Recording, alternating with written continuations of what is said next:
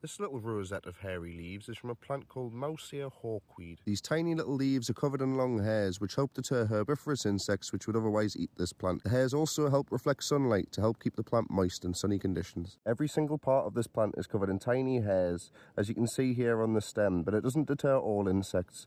And if you look very closely, you can see some aphids which are walking up and down the stem, and they bite into the stems and leaves of different plants, sucking the juices from inside. Mouse-eared hawkweed is in the same family as dandelion, so it has these dandelion-esque flower heads. However, this plant has a very distinctive feature, and it's the red tips on the underside of the petals. The flower heads are also relatively flat compared to other plants in this family. From these rosettes of leaves, it sends off shoots in all directions. Sort of like strawberry plants, as these shoots shoot off, they find perfect conditions to turn into new plants. As you can see here, they'll send roots off down to the floor, forming an entirely new plant. This can lead to areas being covered in vast swathes of this plant, and as the plant matures, the leaves elongate, becoming spoon-shaped. Medicinally, throughout history, this plant was used to treat respiratory issues and also to aid in wound healing. It likes dry conditions, and it can often be found in well-draining soil, rocky edges, sand dunes and cliff tops. A rare family of flies in the UK are known to frequent this flower for its nectar. They're called bee flies because they look somewhat like bees, but they have long mouth parts that look like the stingers of mosquitoes. It's thought that this plant releases compounds that inhibit the germination of its own seeds. However, this may have effects on other seeds in the area, leading this plant to become more dominant. So that's mouse-ear hawkweed, a fascinating little native plant. If you like this video, make sure you give it a like, share the link below, and follow along if you want to see more videos like this in the future. Thank you very much for watching,